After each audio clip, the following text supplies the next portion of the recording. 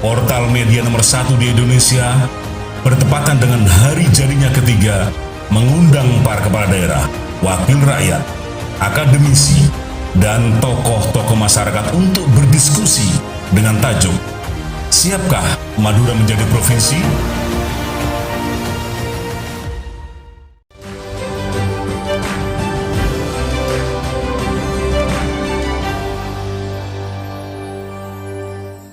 Wakil Gubernur Jawa Timur, Emil Elestianto Dardak. Pendapat, pandangan, catatan dari Wakil Gubernur Jawa Timur, Mas Wakil Gubernur Mas Emil Dardak. Mas Emil, Assalamualaikum. Waalaikumsalam warahmatullahi wabarakatuh. Terima kasih Mas Emil. Monggo Mas Emil, terkait dengan wacana pembentukan provinsi ke-35. Dalam bahasa Inggris 35 itu telok lemak. Nah, bagaimana pandangan Mas Emil terkait dengan wacana pembentukan Provinsi Madura ini? Dipersilakan Mas, monggo. Baik, Assalamualaikum warahmatullahi wabarakatuh. Waalaikumsalam. Selamat sore, salam sejahtera untuk kita semua. Yang saya hormati Bapak Ketua DPRD Jawa Timur, Pak Kusnadi. Yang saya hormati Pak Rektor Universitas Trunojoyo Madura, Pak Muhammad Syarif. Juga ini saya, kalau bagi saya, Pak Ahmad Zaini tokoh senior kita di Jawa Timur, ya, yang kebetulan juga memang asli Madura. Semoga sehat selalu Pak Haji Ahmad Zaini. Lalu Bapak-Bapak Bupati, Pak Bupati Bangkalan, Sampang, Pamekasan, dan Sumeneb, dan Pak Febi, Direktur Pemerintahan Tribun Network. Izinkan saya memberikan selamat dulu kepada Tribun Madura untuk anniversary yang ketiga, tribunmadura.com. Tentunya mudah-mudahan kehadiran Tribun Madura ini menjadi sebuah pemberi harapan ya, kepada kita semua. Amin, amin. Nah, memang saya harus memberi disclaimer di depan ini, Pak Febi. Ya. Saya justru tidak akan menjawab pertanyaan ini. Pertanyaan temanya. Kenapa? Karena saya tentunya pada kesempatan ini akan lebih membahas data-data faktual mengenai pengembangan wilayah Madura ke depannya. Karena amanah yang kami emban diantaranya juga adalah memastikan bahwa Madura terbangun dengan baik. Ya. Jadi tetapi saya ingin mengawali dengan sebuah pantun, mudah-mudahan ini berkenan. Banyuwangi bedeh bun temor, entarka sorbejeh meleah dereh. Je ngakoh reng jebeh temor, mon gilo amain ka Madura. Mantap. Mantap. Artinya Banyuwangi di ujung timur pergi ke Surabaya untuk membeli merpati, jangan ngaku orang Jawa Timur kalau belum main ke Madura.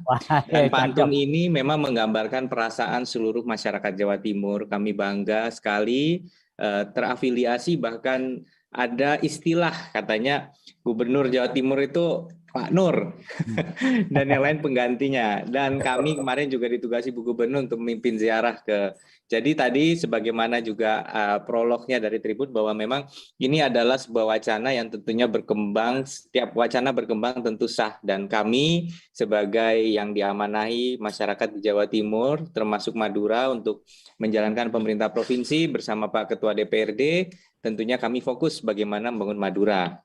Mudah-mudahan apa yang kami paparkan pada kesempatan ini bisa memberikan sumbangsih data-data dan juga informasi yang bermanfaat dalam pembahasan kita semuanya. Lanjut. Jadi saya mungkin pertama juga terus terang ini Pak Febi dan Ibu Bapak semuanya, awal-awal Pak jangan datang Pak, nanti kalau datang Bapak harus memilih antara setuju tidak setuju. Saya bilang tidak harus begitu. Pertama kita menghormati betul semua tokoh-tokoh yang memang berasal dari Madura, juga Tribun Madura. Saya rasa kehadiran saya di sini tidak akan dikatakan saya memilih antara A dan B. Saya yakin ini akan berprogresi secara natural sembari kita terus membangun Jawa Timur bersama-sama. Ini disetujui ya Pak Febi ya? Siap, lanjut. Ya Pak Zaini, mohon izin Pak, setuju ya Pak? Artinya saya tidak menjawab, nggak apa-apa ya Pak? Siap. Ya, baik, lanjut berikutnya. Terkait geodemografi Madura, memang kalau luas Jawa Timur 47.800, Madura ini persis 10%-nya, 4.987. Begitu pula dari sisi penduduk, ini juga Madura hampir 10%, 4 juta jiwa. Jadi ini memang secara geografis maupun penduduk ini demikian geodemografinya. Ada 72 kecamatan dan 983 kelurahan desa yang ada di 4 kabupaten di Madura. Lanjut. Nah, saat ini memang tahun lalu Madura ikut mengalami kontraksi di saat COVID-19. Jawa Timur kontraksi, Madura pun kontraksi di atas 2%, artinya minus 2% lebih kontraksinya. Nah, memang perekonomian Jawa Timur tahun lalu 2.299 triliun ini angka di tahun 2020. Nah, kalau kita lihat memang sumbangsi perekonomian di Madura ini didominasi oleh pertanian primer. Jadi ini definisinya 33% ini disumbang dari pertanian seperti sawah, kemudian kebun, ladang, juga hutan dan perikanan. Ini kalau misalnya kita nanam padi terus kita petik begitu saja, ini masuknya di sini di pertanian. Nah, kalau diolah kemudian diolah dan dijadikan produk turunan, ini masuknya ke industri yang mana ini tidak terlalu muncul di sini, yang muncul malah perdagangan. Jadi kalau misalnya berasnya itu sudah di packing kemudian dijual ke konsumen, toko-tokonya ada keuntungan, nah keuntungan itu masuknya di perdagangan. Nah, perdagangan ini menyumbang kedua terbesar di 15%. Pertambangan ini menyumbang hampir sama, tapi jadi peringkat ketiga sebenarnya. Di Madura, ekonominya masih lebih banyak disumbang pertanian dan perdagangan. Nah, untuk pertambangan ini menyumbang urutan ketiga 14%. Disusul konstruksi 10%, kemudian pemerintahan menyumbang 5%, dan dari lainnya termasuk industri 21%.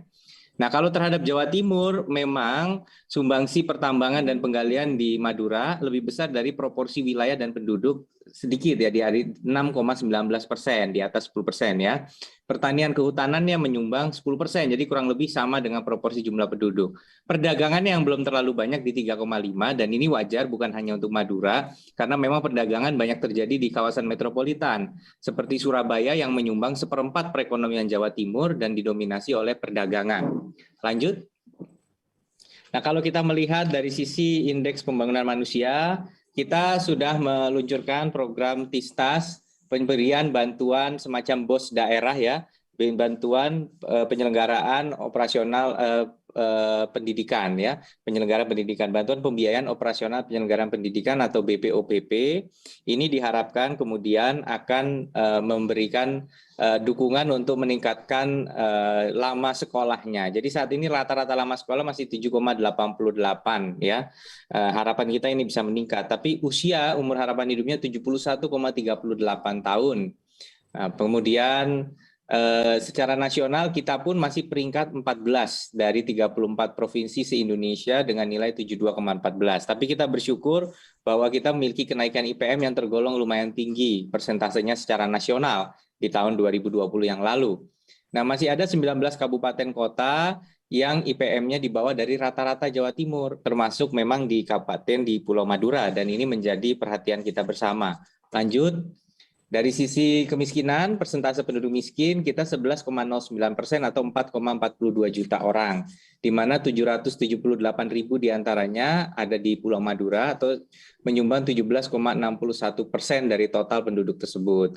Tapi kalau kita lihat persentasenya, Sampang, Bangkalan, Sumeneb ini masih di atas 20%. Dan Pamekasan 14%. Sekali lagi, ini yang membuat kita di provinsi, kalau disampaikan program-program pengentasan kemiskinan, kita prioritaskan untuk disalurkan juga terutamanya di kabupaten-kabupaten yang ada di Madura agar kita bisa mengakselerasi pengentasan kemiskinan. Lanjut. Nah, dari sisi pengangguran kita lihat bahwa memang untuk tingkat pendidikan ini justru yang banyak menganggur SMA 43.273. Kenapa demikian? Karena memang tentunya kita ingin mendorong lapangan kerja ini ya. Lapangan kerja, tetapi anak SMA itu biasanya milih-milih. Ya, beda dengan yang lulusan SD. Pertama, yang lulusan SD pun rata-rata adalah mereka yang sudah berumur, sudah berusia lanjut, usia lebih senior, yang memang sudah bekerja. Sedangkan kita tahu bahwa di tahun 2020 dengan COVID, lulusan-lulusan sulit mencari pekerjaan. Yang sudah kerja pun banyak yang terkena pemutusan hubungan kerja. Ya, jadi ini menjadi PR kita bagaimana lapangan kerja ini bisa memenuhi ekspektasi dari lulusan SMA dan SMK yang merasa sudah sekolah lama-lama 12 tahun, mereka punya harapan pekerjaan yang bisa menggunakan ilmu mereka. Nah, PR kita kembalikan ke tadi bahwa sebenarnya sektor-sektor selain dari pertanian banyak, pertanian pun membutuhkan sumbangsih dari SMK dan lulusan SMK dan SMA. Ini yang kita harapkan bisa kita wujudkan. Kalau kita perhatikan dari tingkat penganggurannya sebenarnya, tapi kalau ngomong pengangguran bukan yang tertinggi biasanya daerah perkotaan. Tapi kemiskinannya yang memang tinggi, jadi banyak yang bekerja tapi miskin. Itulah sebabnya dalam program pengentasan kemiskinan Jawa Timur, kita mulai menyoroti apa yang kita sebut kemiskinan agro. Orang itu miskin bukan karena nggak kerja, apalagi kalau sampai ada salah pandangan dianggap miskin karena malas kerja, itu salah. Orang miskin itu juga kasihan karena terjebak dalam profesi yang tidak menghasilkan. Nah, inilah yang kemudian kita ingin mendorong program pengentasan kemiskinan bukan hanya peran Dinsos saja, tetapi juga peran Dinas Pertanian atau Dinas Agro. Ya, sehingga kalau kita lihat Sampang, Pamekasan, Sumeneb, ini angka penganggurannya tidak terlalu tinggi kecuali mungkin Bangkalan yang berada di 8,07%. Lanjut. Nah, potensinya ini belum termasuk pertambangan tadi yang sudah dipaparkan. Kalau dari sisi pertanian ini menyumbang 720.000 ton gabah kering giling. Juga potensi peternakan ini daging ternak, daging unggas ini sangat tinggi.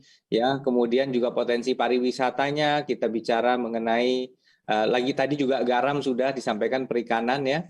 Produksi ikan tangkap juga luar biasa potensi lautnya. Lalu untuk pariwisata ini ada kawasan kaki jembatan Suramadu, Makam Syekhona Khalil, ada Pantai Camplong, ada Masjid Jami Sumeneb, Pulau Gili Iyang, Api Abadi, dan masih banyak lagi.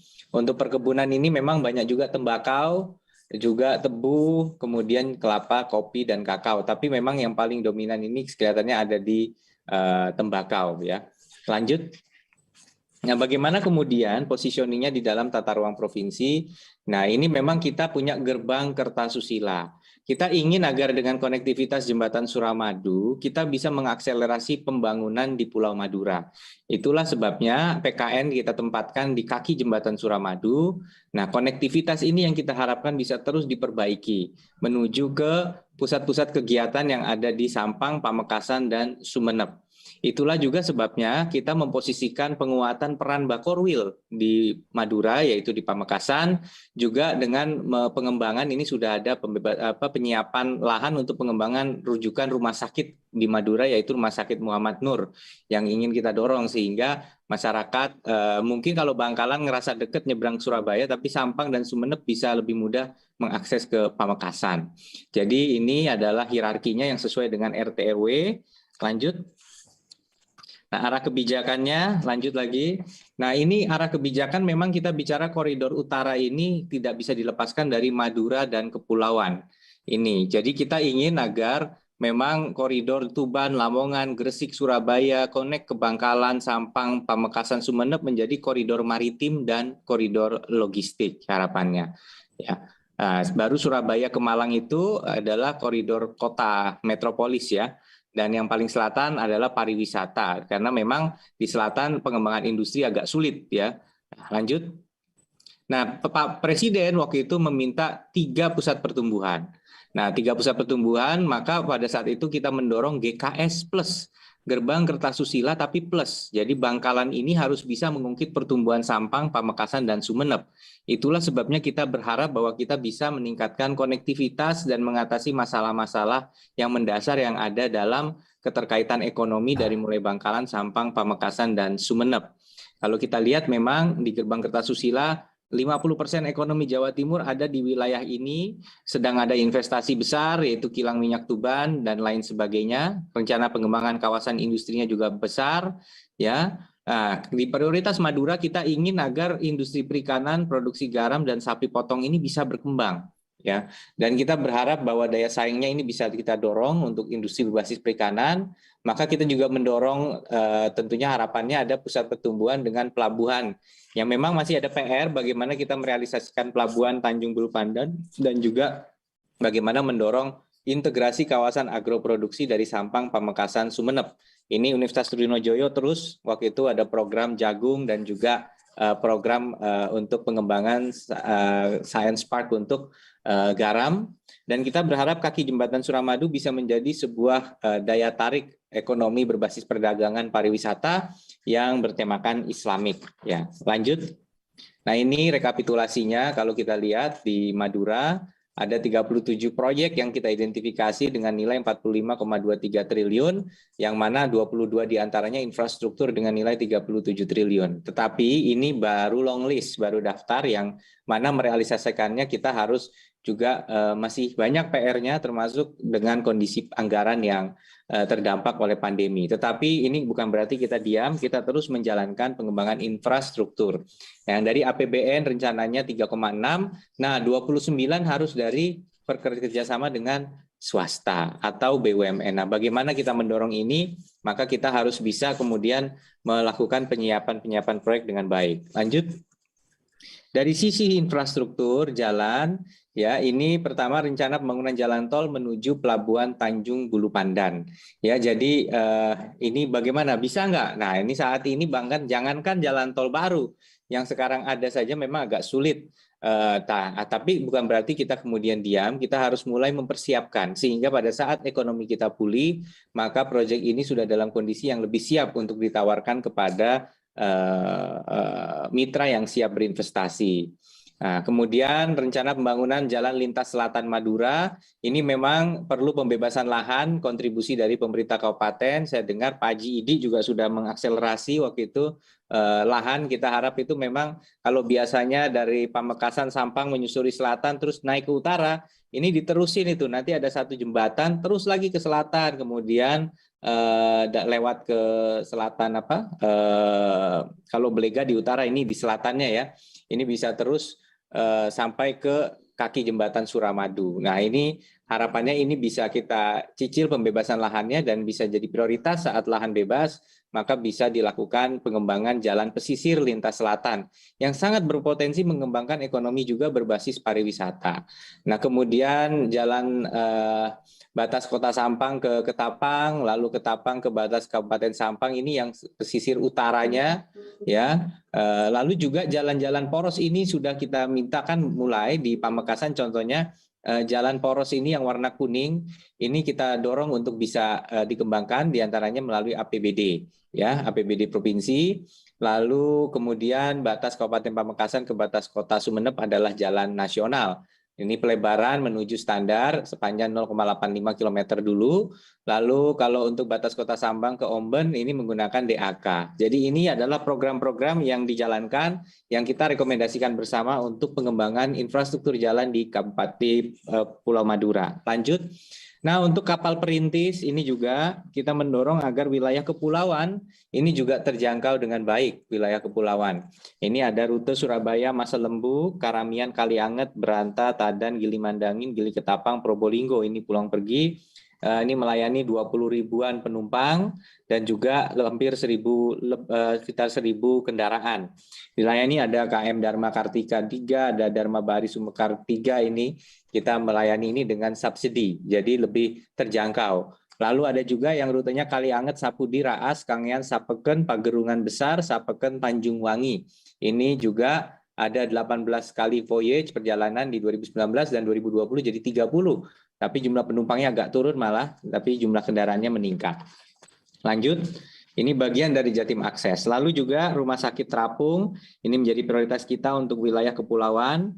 Bagaimana Rumah Sakit Terapung yang juga disupport Kementerian Perhubungan ini dan juga peran dari kampus yang memiliki fakultas kedokteran seperti UNER, ini diharapkan bisa menjawab kebutuhan warga-warga di kepulauan untuk penanganan medis. Ya. Lanjut. Nah ini juga kalau kita bicara rute-rute angkutan perintis ya, ini kita turut mengembangkan melalui program provinsi ada beberapa pelabuhan-pelabuhan yang kita ikut dorong pengembangannya agar bisa lebih layak lagi dalam menangani rute-rute angkutan perintis ini. Ya, pengelolaannya sudah diserahkan di 2022 ke Pemprov Jawa Timur yaitu Sapeken, Kangean dan Pelabuhan Masa Lembu. Lalu Bandara Kangean ini memang harapan kita bisa efektif menjadi jembatan juga untuk konektivitas, dan rencananya di tahun 2021 rekomendasi ATR ini dan DLH Sumeneb proses penetapan lokasi penloknya, kemudian rencana induk bandara, dan tahun 2022 readiness criteria termasuk AMDAL-nya. Jadi dokumennya sudah ada, rencana induknya, persetujuan Dirjen Perhubungan Udara juga sudah ada, rekomendasi Bupati Sumeneb, kesanggupan penyediaan lahan, dan rekomendasi Gubernur pun sudah keluar. Harapannya bisa melayani rute Kangean Trunojoyo dan Kangean Bandara Juanda. Lanjut, nah ini di tempat Wajidi, banjir Kali Kemuning. Kita tahu bahwa sepanjang 2019, 2020 kita terus melakukan melalui Balai Besar Wilayah Sungai Bengawan Berantas, disupport untuk pengembangan CCSP, Corrugated Concrete Sheet Pile. Jadi sheet pile yang konkret ya. Ini harapan sepanjang 2017 sampai 2019 337 miliar. Nah, kemudian lanjutan konstruksi dapat lagi 2021 63, dan harapannya di 2022 kita bisa fokus ke normalisasinya. Dan jangka panjang memang kita masih melihat nih kelayakan untuk pengembangan floodway. Ya, bagaimana floodway ini untuk pengendali banjir. Tetapi ada beberapa juga opsi-opsi. Nah, yang penting kemarin juga atas masukan Pak Bupati mengefektifkan lagi fungsi dari instalasi pompa dan rumah pompa. Karena pada dasarnya banjirnya ini agak beda dengan Kali Lamong yang ada di Gresik. Kalau ini sebenarnya masih mungkin dipompa, dimasukkan ke sungai karena ada beberapa daerah yang permukaannya lebih rendah daripada ketinggian, apalagi kalau sudah ditanggul dengan CCSP. Nah, inilah harapannya. Kemudian kita berharap ada juga sebenarnya sebuah potensi tampungan hulu yang sedang dikaji. Lanjut, masalah kekeringan ini. Nah, masalah kekeringan contohnya di wilayah Bangkalan Selatan ini, kemudian di Sampang juga, di Sreseh misalnya, ini kita juga terus melakukan pemetaan untuk bagaimana mendorong potensi sumber air ini terpipakan. Atau kalau tidak, maka kita support ya bersama-sama dari seluruh elemen dengan dropping air bersih. Nah, ini hanya sekilas saja, terkait dengan ini, bisa di stop. Sekilas apa saja beberapa snapshot mengenai bagaimana kita ingin mengembangkan Pulau Madura. Kita tahu bahwa 2 tahun kita terdampak COVID-19, tentunya anggaran-anggaran pemerintah harus direfokus dengan jumlah yang tidak sedikit untuk penanganan COVID, vaksinasi. Tapi mari kita optimis bahwa insya Allah 2022 kita jaga betul, hati-hati dengan Omikron yang menularnya sangat signifikan. Semoga kita tidak lengah. Walaupun kasus sekarang sudah rendah, kita tidak lengah terhadap potensi penyebaran COVID-19. Sekali lagi, akhir kata saya ingin sampaikan bahwa pada intinya kami di Jawa Timur semua sangat antusias dengan upaya untuk mengembangkan perekonomian di Madura, dan mudah-mudahan kita terus bersinergi. Adapun segala wacana ini tentu menjadi area yang sah saja dibahas secara berkelanjutan. Kami menjalankan amanah kami, fokus bagaimana untuk terus bisa semaksimal mungkin, seoptimal mungkin dalam segala keterbatasan ini melakukan percepatan pembangunan Madura. Terima kasih. Wassalamualaikum warahmatullahi wabarakatuh. Waalaikumsalam. Terima kasih Mas Emil Dardak. Kalau kita lihat presentasi Pak Wagub Jawa Timur, rupanya pemerintah Provinsi Jawa Timur bukan kaleng-kaleng ini ngurus Madura.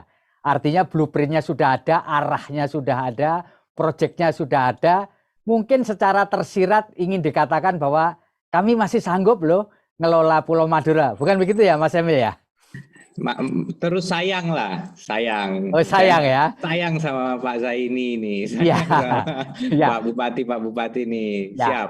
Mas Tapi Emil, sekali lagi pembahasan ini sesuatu yang saya rasa natural. Kami tidak ingin mengomentari terkait itu, karena itu tentunya kalau ngomentari malah salah. Karena harusnya kita kerja, saya harus berpikir bahwa pokoknya Jawa Timur akan membangun Madura. Masalah yang ini adalah ranah area dari tentunya akan bergulir secara natural. Ya, Mas Emil, ini satu sebelum nanti kita berpindah ke narasumber yang lain. Mas Emil, apakah Mas Emil punya semacam note gitu ya, semacam catatan mengenai crucial point untuk mengembangkan pembangunan dan mengungkit perekonomian di Madura, Mas Emil? Crucial point-nya apa kira-kira? Ya, sebenarnya yang paling menarik yang bikin kita bahasa ini ya gregetan ya. Ya, Gregetan itu saya ingin mematahkan stigma. ya, Saya nggak mau menutupi ada stigma yang berkembang. ya, Jadi kalau kita ngobrol sama investor dan segala macam, ada stigma, ada rasa takut gitu. Kayaknya begitu nyebrang masuk ke dunia lain. Saya buka-bukaan aja.